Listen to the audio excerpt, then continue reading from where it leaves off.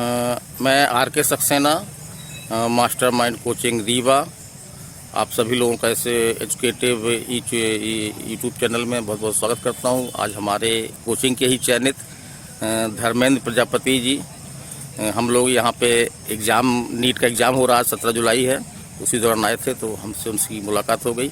वहीं पेड़ के नीचे उनका इंटरव्यू ले रहे हैं। हमारा ये कोशिश रहती है कि जो चयनित हमारे छात्र रहते हैं उनके कुछ अपने व्यक्तिगत अनुभव रहते हैं, उस अनुभव का आप जो है लाभ उठाएं। तो आप पहले परिचय दे दें, कहाँ पोस्टिंग है आपकी?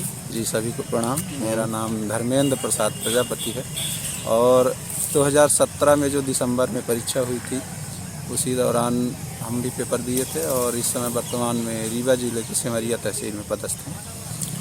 और बात रही जहाँ तक की जो तैयारी की, आज चूँकि आज सभी लोगों को ये बहुत ज़्यादा इच्छा है कि हमारी अभी परीक्षा जो होने वाली पुणे मध्य प्रदेश शासन पटवारी की वैकेंसी निकालने वाले 5000 पद आने वाले हैं, तो इस वैकेंसी में कैसे तैयारी करें और किस प्रकार से अपनी रणनीति रहे जिसके तहत हमारा सिलेक्शन एकदम निश्चित हो। तो उसके लिए हमारे पास पहले ये देखना होगा कि हमारे सिलेबस क्या है। सिलेबस जो है 100 नंबर का रहता है।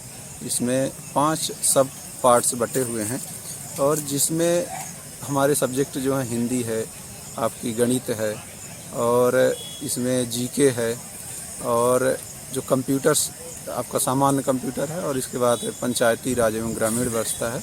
अच्छा, कंप्यूटर में क्वेश्चन काफ़ी अंदर से आने लगे हैं तो उसकी तैयारी ऐसे करने के लिए हम लोगों को कंप्यूटर में ये ध्यान देना होगा कि हमारे कंप्यूटर में जैसे MS वर्ड है, एक्सेल है और पावर पॉइंट है, इनमें बाहरी तौर पे हमको नहीं पढ़ाई करना है।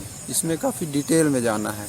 हो सके तो प्रैक्टिकल भी इसमें करने हैं कि आपको बेसिक चीज़ें जो है उसके शॉर्टकट्स, उसके उपयोग, हर चीज़ों के जो उसमें आप अगर देखेंगे तो जो उसमें विंडोज होती हैं सभी को उपयोग भी जानना जरूरी है, क्योंकि हम ऊपरी तरीके से पढ़ेंगे तो उससे हमारा सिलेक्शन नहीं इसके लिए हम लोग विशेष रूप से जैसे कि जो हमारे पास पटवारी कोचिंग कर रहे हैं छात्र लोग जो, तो उनको हम लोग जो है वो कंप्यूटर लैब ले जाते हैं ना। अच्छा, विशेष तौर से कंप्यूटर उनको चलाना सिखाते हैं और उनको कंप्यूटर के बारे में परिचय, क्योंकि यदि आप सिर्फ किताबी पढ़ाई करके आप कंप्यूटर के पूरे क्वेश्चन हल नहीं कर सकते हैं। साथ साथ जो है आज का ज़माना है वायरसेस जो है, तो चाहे हमारे वैसे कोरोना वायरस, लेकिन साथ में कंप्यूटर वायरस भी ऐसा होता है कि जो कंप्यूटर वायरसेस हैं उनकी भी पढ़ाई अच्छे से करनी चाहिए। बहुत सारे रोज़ नए नए कंप्यूटर वायरसेस निकलते हैं, उनसे भी क्वेश्चन बनते हैं, उनसे काफ़ी ज़्यादा क्वेश्चन बनते हैं। इसके साथ ही कुछ प्रोग्रामिंग के भी लैंग्वेज से होती हैं, जैसे जावा है, C+। हम ये नहीं कहते कि कंप्यूटर में पटवारी में आपका बहुत ही डिटेल आएगा, जावा आएगा, लेकिन उसकी बेसिक समझ हमें होनी चाहिए कंप्यूटर का अगर एग्ज़ाम निकालना है। और कोशिश ये रहे एक तरीके से, कंप्यूटर का एक ऐसा सब्जेक्ट है जो बदलता रहता है, तो करंट अफेयर से भी जुड़ना भी हमको ज़रूरी है। जो नए नए प्रोग्राम आ रहे हैं, है ना, क्योंकि रोज़ डिस्कवरी होती रहती है, तो कौन सा वायरस आया, कौन सा जो आपका सर्च इंजन आया, कौन सा ब्राउज़र आया और कौन कौन सी नई तकनीकियाँ आई। अच्छा, एक ये देखने में आया है, कई छात्र हमको फ़ोन भी लगाते हैं, पूछते भी हैं कि सर जो पंचायती राज है, ग्रामीण अर्थव्यवस्था, इसको कैसे पढ़ें? तो पंचायती राज, तो पहले तो ये देखना होगा कि हमारा पंचायती राज किस में दिया, तो संविधान के जो भाग 9 में दिया हुआ है उसको आप एक एक लाइन उसको एक बार पढ़ डालिए, उसके एक एक अनुच्छेद पढ़ डालिए। 243 में जो आपको पूरा दिया हुआ है, तो उसको एक एक लाइन और उसकी समझ होनी चाहिए कि आखिर किस तरीके से हमारा पंचायती, ना उसको आर्टिकल याद करने से केवल काम नहीं चलेगा, उसको हमारा व्यवहारिक रूप में भी कहाँ उपयोग आता है। क्योंकि अभी हाल ही में पंचायती राज का चुनाव हुआ है, बहुत नए सारे जो है सरपंच, जनपद, जिला से अध्यक्ष, सदस्य सब बन के आए हैं, तो ये मानिए कि इस क्षेत्र से तो बहुत सारे प्रश्न आएंगे, इसलिए हमको व्यवहारिक तौर पे भी देखना होगा। जैसे इसमें आपकी जो पंचायतों द्वारा जो बहुत सारी योजनाएं चलाई जा रही हैं, उनसे भी क्वेश्चन आए हैं, है ना, योजना कब शुरू की गई है, इसके क्या उद्देश्य हैं? बीजेपी सरकार है और चाहे कांग्रेस सरकार, कोई भी हो सरकार, जो भी है केंद्र सरकार या राज्य सरकार जो है, तो वो आपको बहुत सारी सरकारी योजनाएं चलाती हैं। जैसे आपका अभी प्रधानमंत्री आवास योजना है, किसान कल्याण योजना है, किसान से अर्थव्यवस्था, चूँकि इसमें हमारे एक टॉपिक ये भी है, अर्थव्यवस्था भी है, ग्रामीण अर्थव्यवस्था को समझना बहुत ज़रूरी है, तो उसके लिए भी आप योजनाओं का विशेष जरूर ध्यान दें जो हमारी सरकारें चलाती हैं, और यही है आपका सिलेबस। अच्छा, अगर मान लो 1-2 लाइनों में कहा जाए कि आप जो नए पटवारी की तैयारी कर रहे हैं, उनका एक सपना है कि मध्य प्रदेश में पटवारी चयनित हों, तो उनके लिए आप 2 शब्द कह के और हम ये आपका इंटरव्यू समाप्त करें।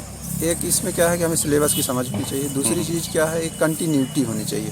कुछ लोग क्या करते हैं, काफ़ी जोश में आकर के हम लोग आज पढ़ लेंगे, पूरा पटवारी आज ही बन जाएंगे, तो ये कठिन है। हमारे लिए कंटिन्यूटी है, और सर का जैसे चूँकि विशेष मार्गदर्शन, गुरु का होना किसी भी चीज़ में बहुत ही अति आवश्यक है, तो मार्गदर्शन लें। और प्रैक्टिसेस, मैथ जो है आपको प्रैक्टिस से होगा, कंप्यूटर आपकी प्रैक्टिस से होगी, हिंदी के क्वेश्चन आप प्रैक्टिस करिए, है ना। जीके आता है उसके भी क्वेश्चन आप जो प्रैक्टिस करेंगे तब उससे आपसे बने। ग्रामीण व्यवस्था का सिलेबस छोटा नहीं है, लेकिन कंपैरेटिवली ठीक ठाक सिलेबस है, तो उसको आप बुक से कवर कर सकते हैं। अच्छा, ये एक्सीलेंस मास्टरमाइंड कोचिंग रीवा, इसका आपके सफलता में कुछ योगदान आप मानते हैं इसको? जी बिल्कुल, चूँकि 2017 में हमने एक्सीलेंस मास्टरमाइंड से ही पढ़ाई की है, और सर का काफ़ी ज़्यादा योगदान रहता था। एक रेगुलर वे में ये हमको मोटिवेट करते थे। कभी कभी ऐसा समय आता है, हर व्यक्ति के जीवन में आता है जो कठिनाइयों भरा रहता है, तो सर का योगदान रहता है। आपको न केवल पढ़ाई के क्षेत्र में बल्कि हर प्रकार से आपको मोटिवेट करते हैं। तो अब आपको काम करने में कैसा लग रहा है पटवारी के काफ़ी रूप में, अच्छा है ना? ये कार्य होता है। इसे एक प्रशासनिक लोग पद है। संपर्क में आते हैं ना, लोगों से संपर्क रहता है आपका। ये प्रशासनिक पद है। प्रशासनिक पदों में बहुत सारी अच्छाइयाँ भी रहती हैं, बहुत सारी बुराइयाँ भी रहती हैं, लेकिन जब इस कार्य को करते हैं, मन लगा कर रहते हैं, तो काफ़ी अच्छा लगता है। और सबसे बड़ी चीज़ कि कुछ ऐसे कार्य होते हैं जो बहुत दिनों से अटके हुए रहते हैं, जब उसका कार्य करते हैं या गरीबों का कार्य करते हैं, तो काफ़ी अच्छा लगता है कि इस नौकरी के माध्यम से हम लोगों का भला कर रहे हैं। तो चलिए ठीक है, आपके उज्जवल भविष्य की हम कामना करते हैं, है ना। धन्यवाद सर। और आप आगे भी थोड़ा प्रयास करते रहिए, ऐसे है ना। विभागीय एग्जाम भी होते हैं आपके पटवारी में, जी जो आपके नायब तहसीलदार के लिए, है ना। जी सर, जी। तो चलिए, बहुत बहुत धन्यवाद आपका, है ना। अच्छी मुलाकात हुई आपके, नमस्कार।